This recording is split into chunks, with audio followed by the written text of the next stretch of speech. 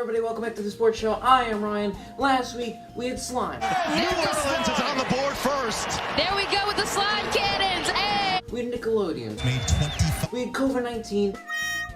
And now this week, we're getting the Flyers. Now, if you had some trouble understanding that, don't worry, we're going to break it down this episode, and we're going to start things off with football. The college football championships happened this past Monday, and Alabama won it.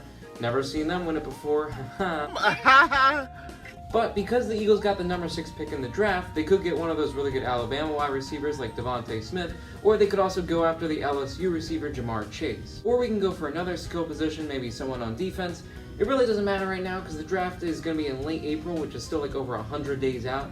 So for right now, draft is not number one priority. What is a priority though is talking about the Spongebobs.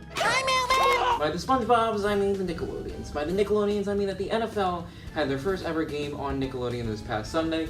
Saints-Bears, Saints won it, but what was more important was that it was the first game where you could really see, if you didn't really know a whole lot about football, or you were new to the sport, they did a great job of breaking it down, how it worked, and also making it rather entertaining. That broadcast was all part of the Super Wildcard Weekend. It's like Wildcard Weekend, but it's super because I guess they had more games on this week.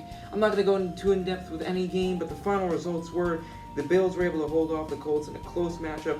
The Rams were able to hold off the Seahawks. Buccaneers took care of the Washington football team pretty easily, so no NFC victories this year. The Ravens were able to beat the Titans in a bit of a surprising matchup. Lamar got his first win ever. The Saints and Bears won. That was a Nickelodeon game. The Saints were able to comfortably beat the Bears. And the Browns absolutely destroyed the Steelers early on and were able to hold on to that lead to finish 48-37 against the Steelers. And now that leads us to this week, week 2 of the NFL playoffs, where this is the divisional round. The team wins this week, they will move on to either the NFC or the AFC championship game. This week we have the Packers coming off the byes. They're going to face the Rams. The Ravens and Bills are going to play a close one later that day. And then on Sunday, the Chiefs are coming off the byes. They face the Browns.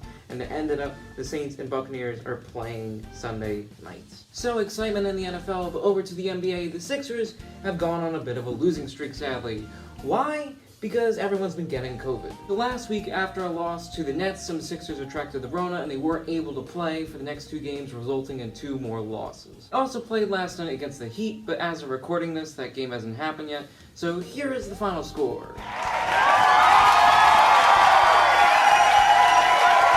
So what can we look forward to this upcoming week for the Sixers? Well, hopefully some players get off the COVID-19 list, and then hopefully we'll be able to get some wins. We'll be playing tomorrow against the Heat again, and then we'll also be playing Saturday and Sunday. And finally, just like the Hess Truck, the Flyers are back and better than ever. They'll be playing their first game of the season tonight against the Penguins, and then they're also going to be playing against them Friday. They're doing like this 2-game system with teams where they play them twice in a row, probably for COVID-19 reasons. So after those 2 games, you'll also be able to see them Monday and Tuesday as they face off against the Sabres.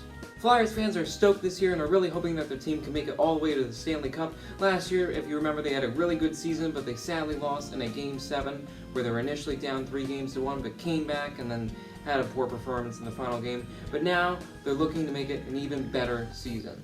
So hopefully the Flyers can do some damage in the playoffs. Hopefully the Sixers can also do some damage in the playoffs. The Philadelphia winter teams are looking a lot stronger than the Eagles did this year. But anyways, that's all I have for this week of the Sports Show. Make sure you tune in next Wednesday for some more Flyers and Sixers action. Until then, thanks for watching, and goodbye.